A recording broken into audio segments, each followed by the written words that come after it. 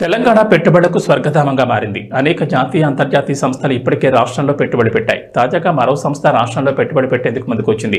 Aluminium టిన్నులను ఉత్పత్తి చేసే ball beverage packing సంస్థ తెలంగాణలో తమ ప్లాంట్ పెట్టేందుకు రెడీ అయింది.